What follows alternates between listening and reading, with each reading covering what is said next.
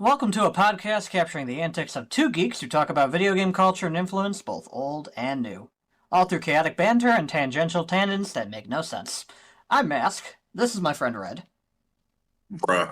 And we are the Reddmasq Podcast. And this is episode 2. Do you want to talk about the absolute state of retro gaming with the fucking $250 2DS? The incredibly easy to mod 3DS being sold at an upcharge of way too much because they modded it. This would be a great segue into the broken PC and talking about Tribes 3, because the rant last week was, do you remember the old times? Do you remember when Reddit used to not be a shithole? Because I do. Pepperidge Farm remembers. I thought the joke was that Reddit was always a shithole. Well, also, that's true, but, like, when people were just like, hey, let's get on the front page, 1,200 upvotes, not 30,000. Yeah, it's the enshittification of... Not even just enshittification specifically about companies being pieces of dog shit. I mean, yeah, because they extort their users, extort their business holders, and then they run away with the money. What? And then they die. Right. I like that topic. Like, I'm familiar with, like, collector's shit being expensive, but it seems like it's gotten exceedingly worse throughout the years. It kind of has. I mean, I'm kind of guilty of just, like, being the kid that grew up with Brawl, and from there I sort of saw all of the games and all of the things that were being honored, like Rob the Robot, like old Mr. Game & Watch and everything, and I saw all the trophies. I read the description of every single trophy in Melee and Brawl when I was, like, 13, and was like, I need all this, I need more. Virtual Console was kind of slow, and, like, the local game shops were selling copies of Earthbound for $50. So... honestly, like, my brain was just like, I want to start playing retro games. And I did. $50? $50 for a copy of Earthbound. I had a chance to buy two, but I only bought one. Jesus Christ. You made out... you're made out like a fucking bandit. What the hell?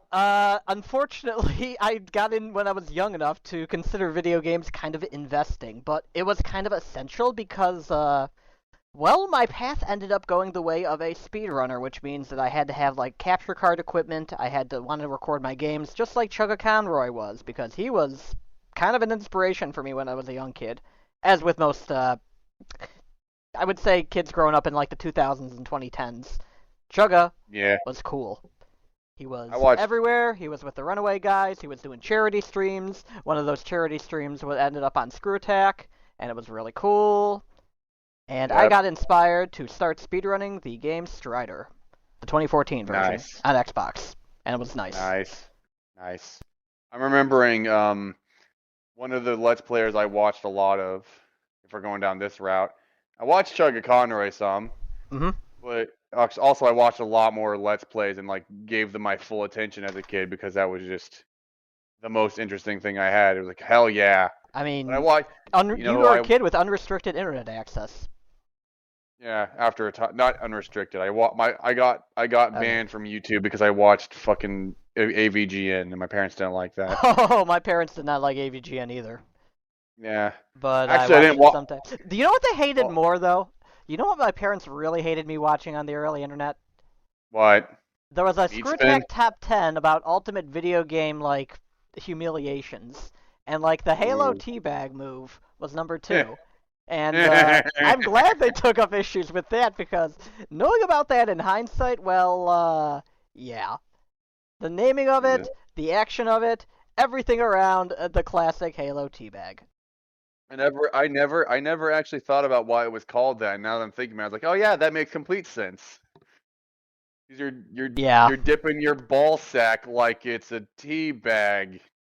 There is no ball sack, but there is, like, Spartan armor, and yeah. I just figured it was like you're dipping your sack like it's a tea bag. That's the point. Yeah. Anyways. Tangent on Halo. If you want to watch something this weekend, there's actually in the U.S., if you have, you don't even need Paramount Plus, you can watch the entire train wreck that is the Halo series that they made. For free. On YouTube. Doesn't Master Chief make out with Cortana? No, he makes out with some spy. It leads Oh. to one of the greatest Verge articles of all time, though. Let me get that for you. Well, while you're doing that, let me get back on my tangent. So I didn't watch AVG on YouTube. My parents didn't like me being on YouTube, specifically because of the stuff like the AVGN. No, I watched AVGN on Google Video because it was technically not YouTube, so I could get away with it, kind of, not really. But who I watched, who is still around to this day, is probably Deceased Crab. Ooh, I remember him. I never really went out of my way to watch Deceased Crab, but I remember hearing about his videos. Huzzah! Yeah. He uploads every once in a blue moon, but when he does a full ass let's play. It's just a whole ass thing. Just the entire Let's Play in one go, or is it just like a trickle feed like the old school ones? Like a trick, like he does one episode a day. He uploads it. I know. I really love. He was who made me aware of stuff like La Mulana. I'm pretty sure I watched. The whole reason I watched him was probably for like Cave Story. Tokasu, yes. Watching him fucking play La Mulana, watching him get through Hell Temple, watching him get the reward, and listening to him yet scream was pretty good. A lot of YouTubers, back then and nowadays, were just like, oh, they're just screaming on the internet and that's going to get them attention. No, not everyone was doing that. A lot of good quality YouTubers were just putting out good quality stuff. H.C. Bailey was one of the YouTubers that I ended up watching a lot. H.C. Bailey, his whole channel with his Final Fantasy Let's Plays, kind of brought me into a world of just other Let's Players as well. That's probably how I got to Chugga. That's probably how I got to Clement, and a few others along with that. I think I watched some Slim Kirby. I don't remember Slim Kirby. What was he like? Yeah. I don't know. He's still around. I'm sure you can look him up on YouTube, no problem. Yeah. I remember when at the time PewDiePie was the one killing Let's Plays because he was doing that thing where he screamed a lot. Right. He was one of the purveyors of that. But when I actually watched, when I went and looked at what he was doing and stuff, and what he does now, and it's oh, there's a lot of questionable jokes you're making there, friend. What are you doing? It's hard to look back on, yeah. Some of the YouTubers' comments aged very poorly, very crass, racist, sexist, homophobic. A lot of homophobic bullshit that I would rather very much leave in the past. Very, very, very, very yes. Also, PewDiePie is where we got the heated gaming moment. He was the origin of that meme? Yeah. He just dropped the N-word in anger. No, you don't do that. No. That's why I'm I used to just dislike him because he was ruining my Let's Plays. Now I don't like him because it's wow. Casual racist.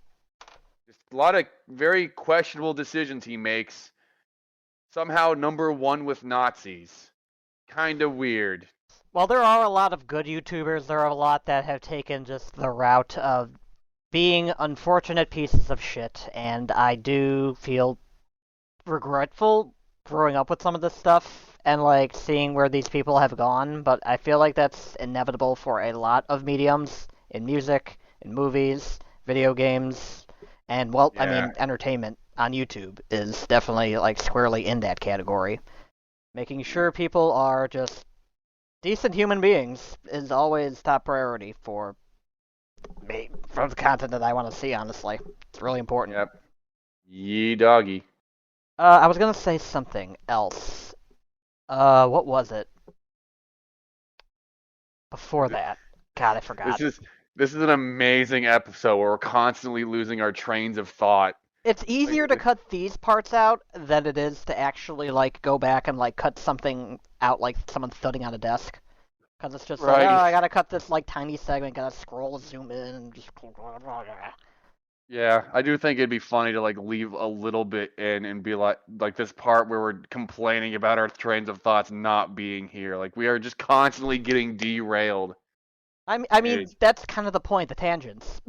Yeah. That's the point of that. We're just being natural, and I'm doing minimal editing. The first episode was an hour and 20, and I cut it down to an hour, so that was nice. But also, I left the Nice. part in about the whole advertising. I was like, do we want to leave that in? It's fine. It's It was funny. It fine. was genuine. It's It's fine. bunny. Yeah, it's a bunny. God. Oh my God. The only reason why I want to talk about Earth Defense Force 6 is because I just played. I went back to EDF 5 again to play with my friend, and we just kind of gamed at it a little bit. And it was like it had been so long since we had played that we had forgotten one of the classes' names. Oh, really? Like, We you had have Fencer, you have Ranger, you have Wing Diver, and then you have Air Raider, or whatever Yeah. it was. He was struggling to remember the name of the wing diver. He was like Wing Girl, Wing Raider. No, that's the Air Raider. No, it's Wing Diver. And it's like, yeah, Wing Diver. He got he got Wing Diver but he remembered Air Raider. He was just like getting the two of them confused with each other because he was lost. It had been a Right. long time for either of us to play EDF, and I just cannot wait for EDF 6 to get localized because it's technically out. It's just out It's in just out in Japan. Japan. Yeah. It's been out in Japan for a while now. Okay, so can we break down EDF as like a game concept to people that might not have played before? Let's try to do that. It's like imagine a playable Starship Troopers. Yeah. Okay. That's like a very good opening. It's just like a lot of what you're doing is shooting giant bugs. And then they introduce other enemies where it's like, oh, you get like aliens walking on two legs that look like weird. Like in EDF 5, you get frog aliens that look remarkably like humans, as they say, because it's a very cheesy game too. It's like very not taken seriously, even though like it's like a very tongue-in-cheek kind of thing where Right.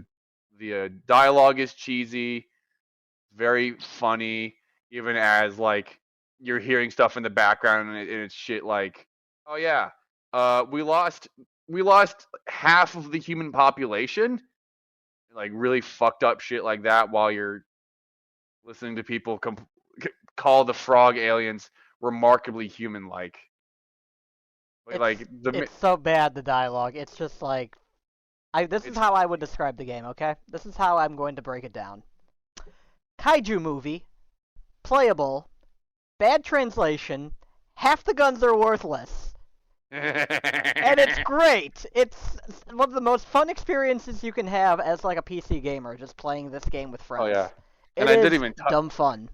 and I didn't even touch on the kaiju. It's playable B movies with kaiju and aliens and monsters and like the tech you have available to you. Also, the gameplay loop is like as you like do these missions and you take out these monsters as you go like there's a list of missions you go through sequentially that like cover the story as you go through it. EDF 5 has 111, I think, but also like the missions change based on whether or not you're in multiplayer or single player. Because I think in multiplayer they add like 2 more. How much do they change though? How many levels do they add? Do they like have branching paths? Well, there's no branching paths. It's just you have your list of missions you go through one by one. And for some reason, multiplayer adds 2 extra missions in EDF 5. I don't know why. Right. But they're there. They're there, and they exist. But like the main thing you're doing is every time you kill an enemy, they have a chance to drop an item, and that item can be health in the middle of the mission, so you can like heal back up if you don't have any like healing weapons or whatever, because you can equip healing weapons. Yep. And everything drops from these like crates after you like kill monsters, either small ones or big ones. Yeah, so you can get small health, which is like 10% HP of your HP, large health, which is like 25%. But the real thing you're after are the colored crates of the green and red variety, with the red being armor and the green being weapons, because armor gives you permanent health increases for your 4 classes based on what armor you pick up, and then your green boxes drop weapons that you can then equip, and if you get repeats, it takes like the best parts of like it takes like any improved stats from those repeats and puts them on the weapon. So you, that's not how every EDF works, because I think EDF 4.1, each weapon is its own thing. So you're like getting duplicates and they're all just there. And it's like, oh no. Ugh. It kind of makes up the game's like progression system as a whole. Like you're unlocking levels, you have these weapons for classes, and your armor will eventually go up to allow you to actually play later difficulties. In lieu of XP, you'll have this. They're kind of like XP experience, yeah. But and to go on for that difficulty thing, you're only allowed to go up to hard before you beat the game. So like your typical difficulties are easy, medium, and hard, with medium being like the most basic, like, oh, this is the way the game should be played as the first time. Unless you're like struggling or just Or getting new, your butt kicked in or chewed on by an ant. You can go back to easy. It doesn't matter because a win's a win. Who gives a shit? But like the weapons you get are based on what difficulty you're on. So like hard. So like you'll get, because each weapon has like a level associated to it, which is not really important for single player. That comes into play on multiplayer. But in single player, or I guess local multiplayer, if you're doing split screen, you can use whatever weapon you want. And so the levels are just like, oh, if you play this mission on hard, you can get weapons anywhere from level 6 to level 16. So that's like the progression system is built in there. The way it works with online multiplayer is that each mission and difficulty has a level limit where you're only allowed to bring in weapons of a certain level or lower. And also there's an armor limit, which is your max HP allowed for that mission. You can eventually remove that by getting to 70% completion rate. Right. In online mode, which is basically just every time you complete a difficulty with a class on a mission, you get medals associated to it. So like if you play on hard, you'll get the medals for easy, medium, and hard for that class for that mission. So to get to 70%, you have to like learn to play all the different classes. You need to get comfortable with going into harder missions, which will then reward you with being able to bring whatever the fuck you want. It's kind of interesting, like, you can't actually, like, have your friend go online, choose the hardest difficulty that they have. By the way, it's host-based, so whatever the host has unlocked, like, to that point, that's what you're going to be playing with. So you can keep that in mind, but you can't, like, skip right to the end and be like, oh, hey, let's just play, like, near the last few levels and just get you the best armor and equipment and thing. That's like, you can do that for, like, some difficulties, but it's still just going to be like, okay, I still have to grind up all of my weapons because, like, lower-leveled weapons can still be used only, like, up to a certain point for certain difficulties online. Right. Yeah. And it's like, yeah, speaking of host, you can it can be up to a party of 4 going into these missions. Mm-hmm. Let's talk about the classes, because we kind of talked a little bit about those, but not, like, specifically what they all do. Right. So we have the Ranger, which is your basic bitch Ryu, stale bread, watered with no ice. You're going with the whole fucking meme there, my guy? Yes, I was going with the whole meme. He's just we don't have to explain the context. No, we don't have to explain water without any ice, stale bread, jumping into light soldier. The Ranger is your basic bitch soldier. And dirt. Basic character, has an M16, runs around, runs and shoots. And you have basically just your assault rifle, shotgun, grenade launchers. A lot of good weapons for the ones that work. He's not bad. He's the most versatile and easy to pick up and use because it's just your basic ass third person soldier man. He runs, he shoots. And you have the whole gamut of basic ass weaponry. You have assault rifles, you have shotguns, you have rocket launchers, missile launchers, which are just, you lock on before you fire, which can be useful. But it can also be annoying because, like, some classes will have, like, missile launcher based stuff, and, like, you can get that lock on, but you also have to, like, wait. There's some, like, weapons that you have to, like, have another character lock on for you, and then you can fire it. It's like multiplayer only weapons. There are so many things you have to, like, you have all these, it'll list the stats, and it'll like, oh, like a lot of, if the thing has a lock on time, it'll tell you how long it takes, how many you can lock onto at one time, stuff like that. So in EDF 5, the Ranger has 2 slots. And you can equip anything to those 2 slots. It just can't be the same weapon twice. So if you really want to, you could bring 2 shotguns and be effectively useless in most of the missions. Useless, but at least you have 2 shotguns. Yeah, at least you have 2 shotguns, and if anything gets close to you, you can just nuke it and get rid of it. You can delete it if they get close. It's very useful for it's very useful for underground or indoor missions because it's just like you're in close quarters the entire time anyway. So like fuck it.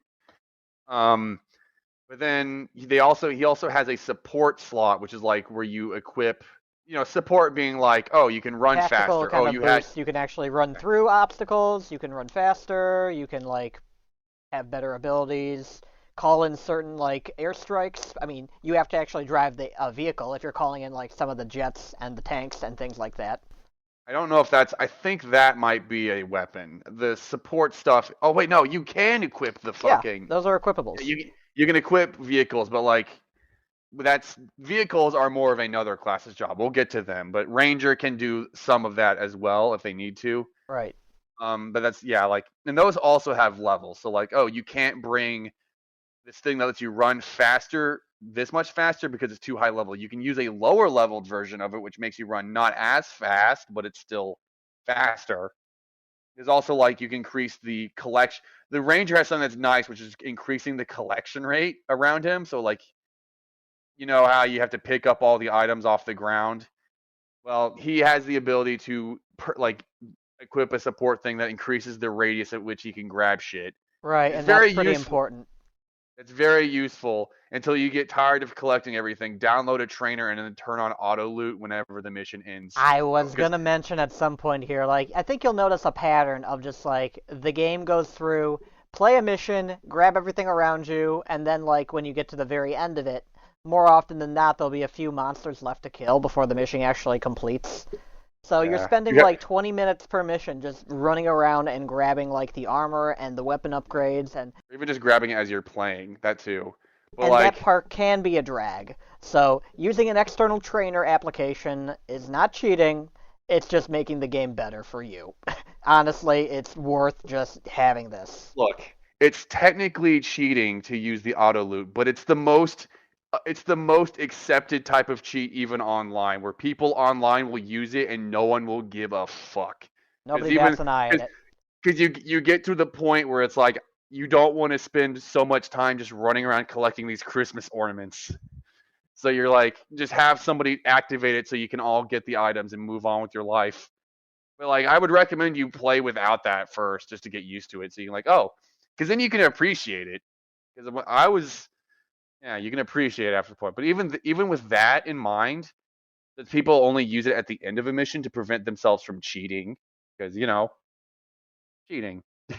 I mean, you can just give yourself unlimited health, unlimited ammo with this trainer as well, but it's not really in the same spirit of the game. I mean, it's going to be your mileage may vary. You can do whatever you want. I would not recommend it. If you want to do that in like single player mode or do it with people who are okay with it, then it's fine. Just double check with your group. Yeah, I'll talk. I used to ask like, are you guys okay with auto loot? And then like no one gives a shit, so I just do it and no one cares. Yep. But like you save it for the end of the mission once you've guaranteed you've won. You use it, you move on with your life. But like even way off with topic. We're still talking about EDF 5. You stupid. Look, bird. We were talking about classes, and at the end of the class, we'll get to that we'll do that more in a second.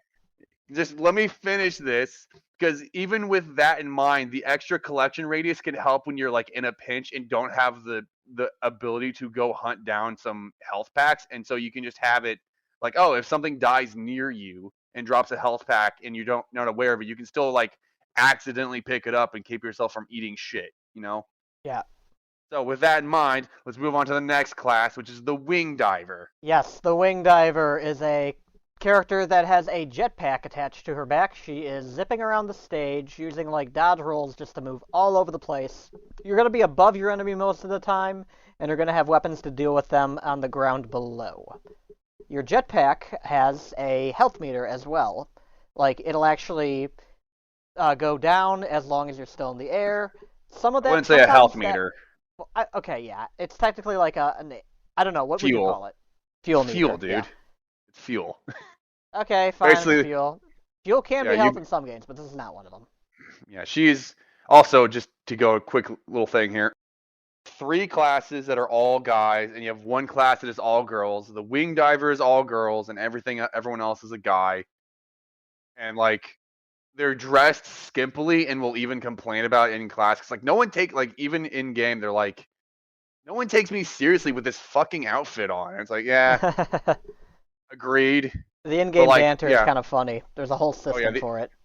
Oh yeah, I'm gonna make a prime steak out of you. It's so stupid. It's amazing. They have like chanting. They have a whole like rally cry. They have like just basic dancing. They have a It's song. fucking You have your emotes. And the best part about that is that if you do emotes or say something that the other NPCs can say, they'll if they have you in your squad, but like because if you have NPCs helping you out, they're not very useful other than like to distract from the enemies. That's like their one use. But if you recruit them, they'll like join your squad and follow you around for the mission. And if you do gestures or say something that they can say, they'll also say it. So like if you get like a massive crowd and then do the EDF chant, you'll just get your ears pierced by how many there are yelling at it, and it feels amazing. But anyways, the wing diver. The wing diver has fuel, but it's not really fuel, it's an energy system that regens over time. So a large part of her game plan is to manage that fucking meter. You're going to have weapons that use that fuel, that meter, and you're going to have to like stay in the air as well as just attack your enemies using that. So like, literally everything the wing diver has takes from that meter. Some things more than others, and you have to figure out like what you want to use with it and what core, because you can equip their support thing is equipping a different core, which gives them different like energy, regen, and also like flight costs, maybe like flight speed. It's very specific. But you equip one, which typically is like, oh, your max energy and the regen speed. And like something that's another part of that is like figuring out when you can put yourself into the emergency recharge by draining it completely when you're safe, because the emergency recharge is much faster than normal recharging. So it's like, sure, you're out of commit. Like the whole point is that you're putting yourself out of commission to regain your energy that you're missing at a faster rate. it's about strategically like when you're going to run out of energy and then re-get that and then regain it. But yeah, like her thing is literally glass cannon. They have the least amount of HP out of all classes. I think even compared to a later class that we're going to talk about. And they basically they have all these they have this stupid meter you have to manage, but they have like the highest DPS out of everything, because it's just like you get in the enemy's face, you hit them with a weapon with a high DPS, and they get melted. The best weapon for Wing Diver is typically the lances that you'll be getting. Like those are just a whole lot of damage to some of the bigger enemies, and it just takes them out in one shot. You just have to charge them up and you let them go. You talked about how the Ranger has to use the right weapons. Boy howdy, the Wing Diver is even worse with that, because there are so many weapons that are just hot dog shit comparatively to the rest of her outfit. And it's like finding the weapons that don't suck ass with the Wing Diver is key to enjoying her. Because I did not enjoy my time with her because I couldn't figure out what the fuck weapons I was supposed to use. And typically the weapons that are great are like very like usually it's like short range shit to go with the glass cannon.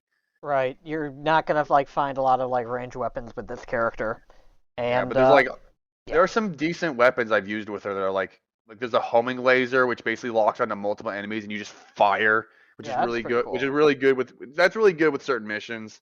I like this like spread shot like weapon that she has, where you just kind of like fire it and it kind of like auto locks on without even like targeting. I think that's called the Geist. I think that's what it is. Yeah, I know, that's exactly what I'm talking about. That weapon is really good. Yeah. And there's also like you also get like throwables sometimes, and one of them is just like you throw it, it floats in the air, it starts shooting off all these homing lasers.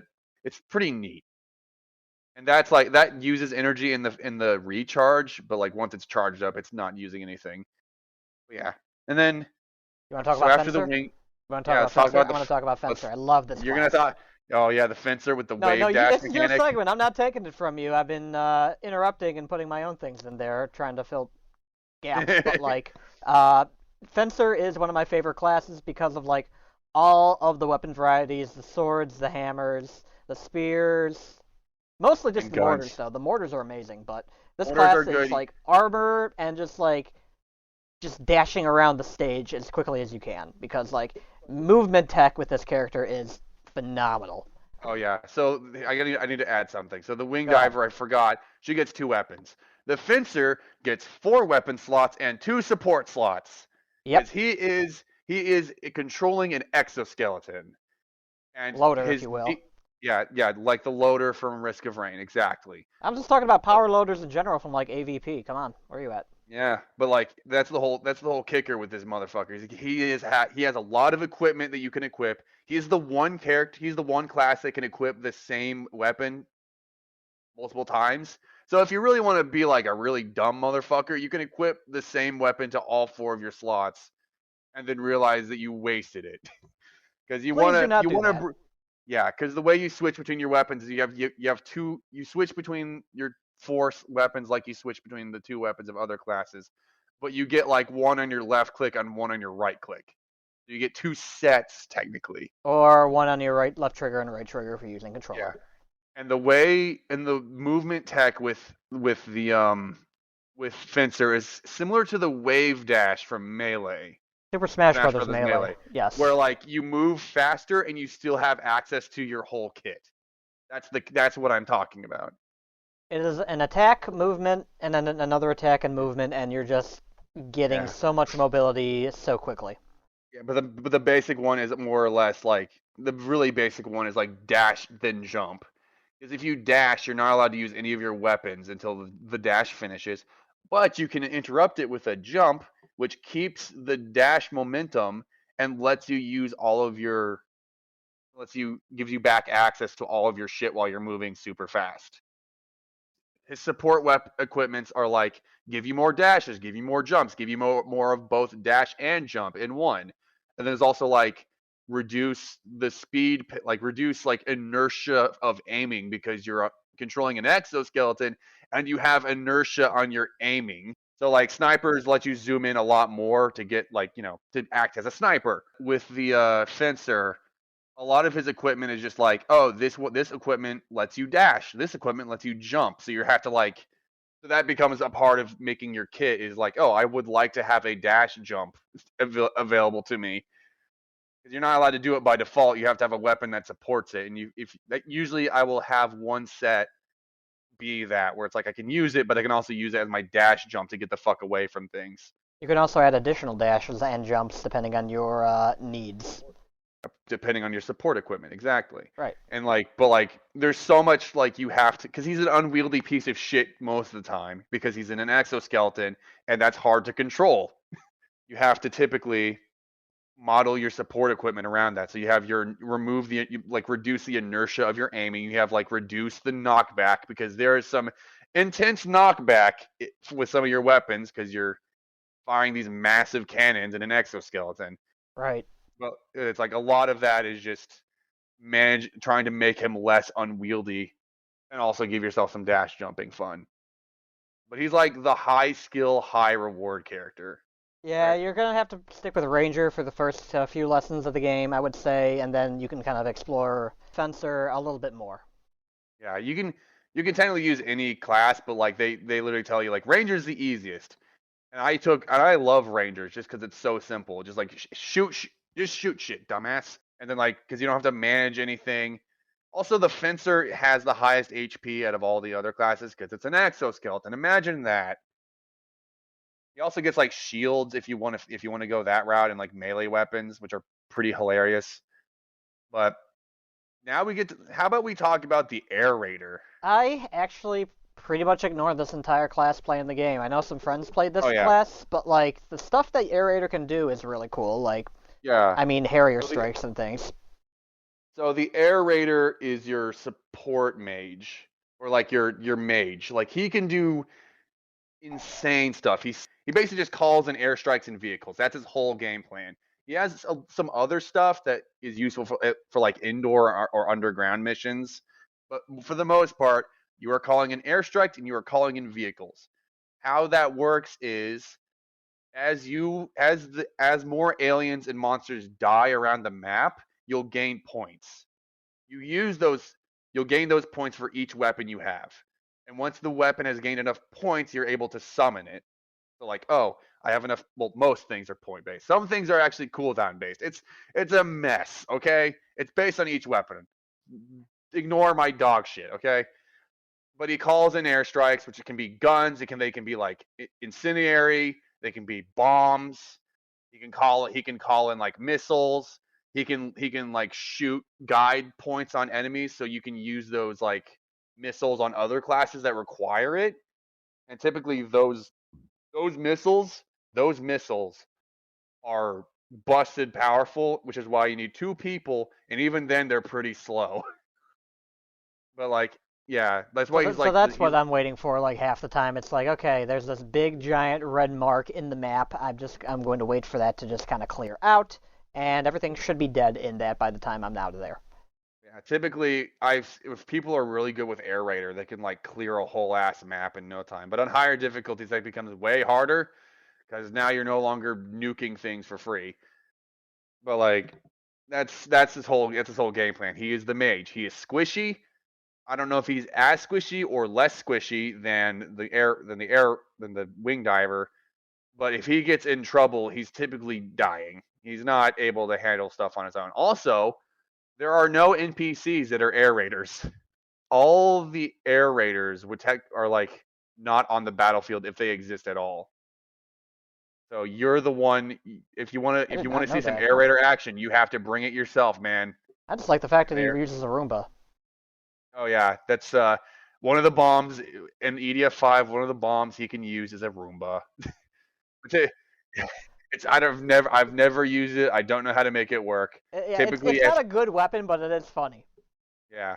Typically, if I'm going into underground missions, I'm bringing a vehicle that's specifically made for it because it doesn't get airdropped. It literally tunnels through the ground to get to you, so you can just bring it in no problem. Because typically, when you're underground, you can't airdrop vehicles or call airstrikes, which is where the air raider runs into his biggest issue, where it's like, what is his game plan when he doesn't have access to that?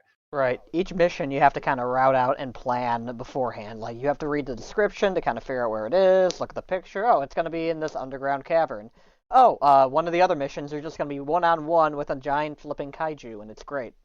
Yeah, there's a lot of different. They do a lot with the missions. We can talk about that later. Okay. But the biggest thing with the air raider is if it's underground or indoors, you're gonna be severely nerfed, but you still have access to like he has his own guns called the limpets, which are just like which are like a normal gun, but like they shoot explosive rounds and you have to like set them off afterwards. You have automatic turrets. You have those Roomba bombs you mentioned, and you have the depth crawler, which is the vehicle that you can summon underground. So yeah, that's basically all four of them. They're pretty that's dope. your classes in the game. There's no hidden classes or anything. What you see is what you get. The only thing that's hidden in EDF 5 at least is the skin. It's like when you start off EDF 5 as a civilian working at the military base. You're just helping out. You were hired for something. Like if you're a ranger, you're a security officer. If you're a wing diver, you're there to do an air show. If you're a fencer, you're there to move heavy shit because you're moving like heavy crates. If you're air raider, you're like there to help with the air show. Those are skins. You get those skins unlocked for all missions once you beat the game once. And that's all it is. You just get to run through all the missions as a civilian instead of a military man. Also, something that's fun is if you're the air raider when you're still supposed to be a civilian and you call shit, all the people you call actually react to it. It's like, why the fuck is a civilian calling us? Why do you have this code? What are you doing? What is happening out there? And also, speaking of calling those people, shout outs to oh god, what's her name? What's the weapon? The weapon's like the balloon anime weapon. Yeah, is that what you're thinking of? No, not that one. Not that one. The cringe balloon. No, I'm talking about the aerator where you call in laser strikes, and the lady who calls it in and talks to you about it is a fucking mad scientist. And it's I don't hilarious. play this class. You'll have to look it up. Yeah, I don't remember what the name of it is, but I know what the weapon is because it just calls in like a massive laser strike, and she's just like, they banned this weapon because they were afraid of gods or whatever. I am this god. It's just hilarious. And if you use her as a civilian, she's like flirting with you. Like, I'll give you this laser, but you have to tell me where the enemies are. It's just so goofy. And then to go into the mission types, so you have these over 100 missions, and each mission has like its own genre to it. Where like, oh, this mission is just a basic kill everything. Kill like, oh, this, or like it's based on like the enemies that appear and what kind of missions it is. Because it's like you have stealth missions where nothing on the map is aggro to you off the bat. You have to aggro them yourself. And typically, you're not supposed to aggro everything at the same time, because then you'll get your shit clapped. Yep, you will get dead very quickly if you decide to like poke a few groups of enemies at random. It's best to just pin down a group and just eliminate there. Also, best to communicate to your team what you're doing in that sense as well. If you're playing multiplayer, you can chat to your team. You can use voice chat, which is there are not many settings for voice chat, so I had to turn everything down so they can hear me. But you can also do text chat. And the text chat is also bad because it has a censor filter for no reason. And also it's also pretty short, the messages you're allowed to write. So you're often like doing it multiple times.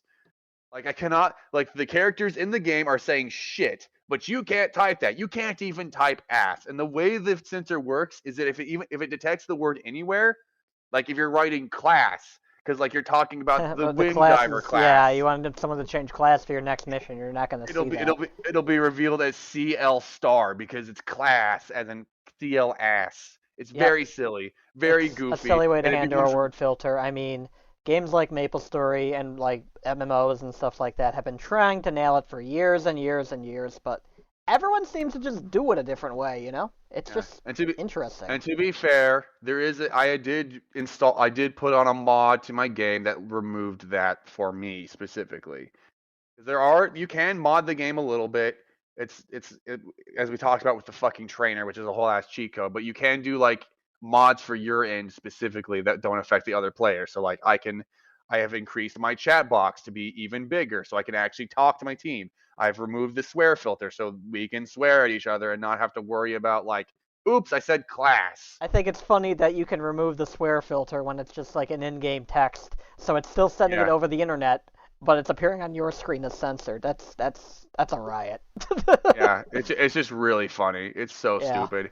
But it's like the least bad. It's like it doesn't matter. But like so you got your stealth missions where you need to make sure you're not aggroing everything on the map and you're trying to like take out enemies that are by themselves. You have your basic. There's like there's like waves of enemies coming after you. You need to clear all the waves and then you're done. You have like there are things that are spawning enemies and you need to take those out before you're allowed to finish the mission. There's a lot going on. Destroy the mothership.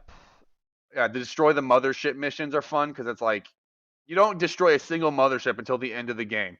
Right. Like you have to actually fall back, and like it's not really a loss. It's just how the mission progresses. Yeah. The mission ends when all the aliens show up and start like fucking shit up. Yep. And then the next mission is literally a stealth mission where you have to like escape the city and take out the aliens that were fucking you up. Stuff like that. Mm-hmm. It's really funny to me how they never figure out how to kill the mothership till the very end. It's literally just shoot the fuck me light, man. Shoot the core. Shoot. Okay, Gradius. You're welcome. I mean, that's a classic. That's a classic quote right there. Never gonna get rid of it. Shoot the core. This episode is brought to you by no one, because we don't actually need sponsors at this point. We have our show hosted over on Ko-fi currently, and we'd appreciate if you give our page a look. You can go to ko-fi.com/mask31, which is where it's hosted for now, to consider donating to the show. We post all of our episodes up on our website at mask31.dev/the Reddmasq Podcast. You can also find our show on Pocket Casts, or wherever great podcasts are found. EDF 5 is a great game. It is definitely worth your time if you've never played any other games in the series. Play it with friends, definitely. And you can play it on controller and keyboard, play it on PlayStation if you don't have a gaming PC. Yeah, it's and they're currently localizing EDF 6, which it came out in Japan a while ago. It's been out for a while, but they take a while to localize because there's a lot of funny dialogue and they need to make sure it all works. Mm-hmm. So, because it looks better too. Oh God, one of the inane NPC chatters is literally just like, "Are you a ketchup or soy sauce person?" It's like, "Yeah, this game was made in Japan." I can talk about like the confused Phoenix Wright in-game universe at this point, actually, because like the fact that they tried to localize it in 2003. Hey Nick, let's go get some hamburgers, and his name is actually Naruhodo, and they're getting flipping noodles. Like they actually have to dance around the fact when they get to like later games like Apollo Justice. It's like, yeah, Maya and I used to go to this noodle stand back when I was a lawyer, and it's just like such a fucking mess, man. It's a mess. The Steel Samurai is a whole thing with it, but there's a whole ass awkward zombie about this. It's amazing. I would love to watch that video, honestly. Eat your hamburgers, Apollo, and like Phoenix Wright's just like staring at him like threateningly. like I know this makes no sense, but go with it, man. It's stupid. Well, we'll link that comic in the show notes. It's kind of funny. Yeah, I have linked it to you, in fact. Eat your hamburgers, Apollo. Oh, hey, it's got Phoenix's daughter in there too. That's nice. Yeah, because this was probably made around the time when she was playing those games. It's kind of interesting because like court records can be absurd to the point where people will like record footage of them. I know there's a couple of things that did that, but I'm not really recalling any right now. But court records are public record. Yeah, wasn't Phoenix Wright originally like a Game Boy Advance series? It was in Japan. It started on the GBA, but the first port was like to the DS, I believe, in America. I was just remembering one of the jokes they do with that is like when you have to like, in one of the games you have to throw Edgeworth's phone to him or whatever. So like they animate that happening. With the presenting at it, and they kept that for the DS version too, where it went up and he threw it. Fantastic. So yeah, stupid. I have quite enjoyed Apollo Justice as a game overall. The Phoenix Wright series is still timeless. You can still get it on like most modern smartphones, even if you don't have a gaming PC. You just play it on your phone, and it's fun. Ghost Trick as well. Capcom has done some great like visual novel style stuff, and like they're keeping it alive. Nintendo has only recently kept up with that with like Trace Memory. Just a recent port of that is coming out soon. And for the fans of this type of visual novel style, that is not just the ones that are flooding the fucking Steam store every fucking week. God damn it, way too many hentai games. I love looking for idle games and seeing like a porn game. I'm like, good for you. You get off of my screen. I enjoy the fact that there are decent like visual novel games that exist in this day and age. I mean, one of my favorite fighting games, and I quite enjoyed like playing the earlier versions of Melty Blood, Actress Again, Current Code.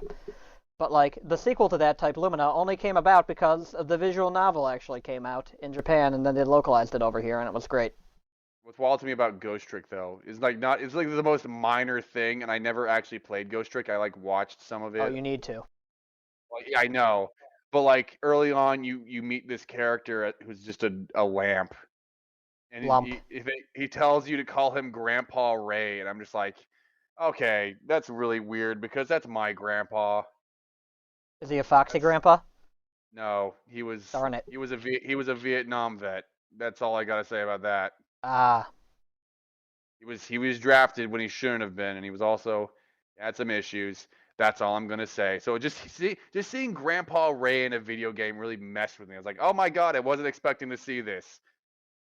What is this feeling I'm feeling? It's called awkward. Called awkwardness. Yes.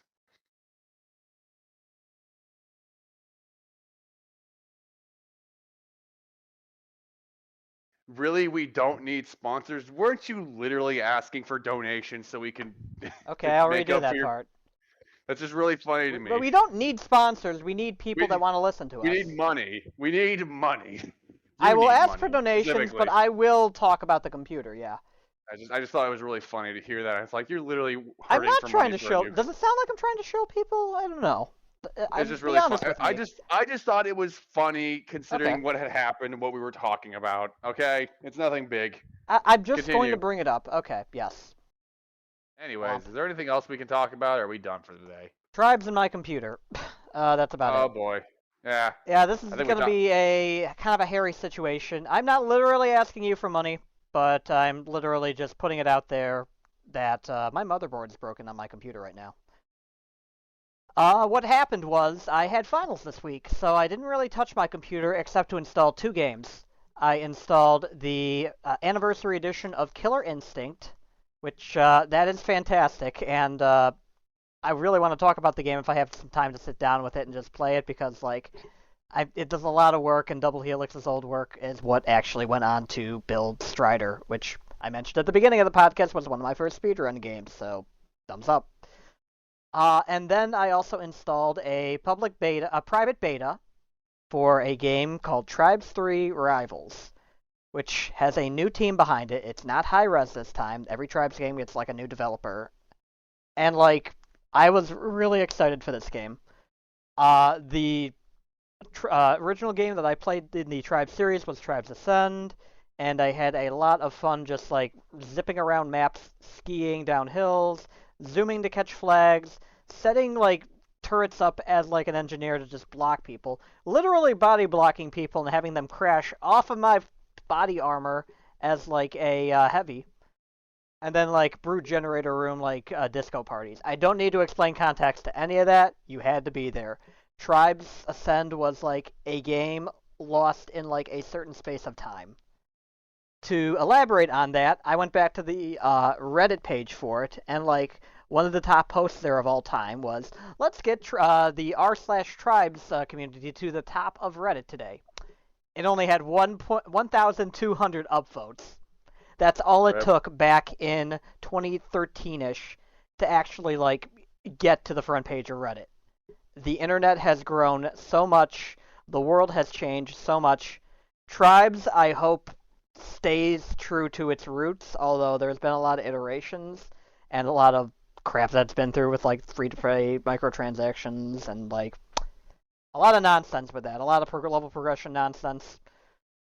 Hopefully they build a amazing game. It's currently in beta, only a 5v5 game. I would love to have played it if my computer wasn't sitting in the corner, half disassembled, with a broken motherboard that Windows error reporting is saying that your hardware is failed.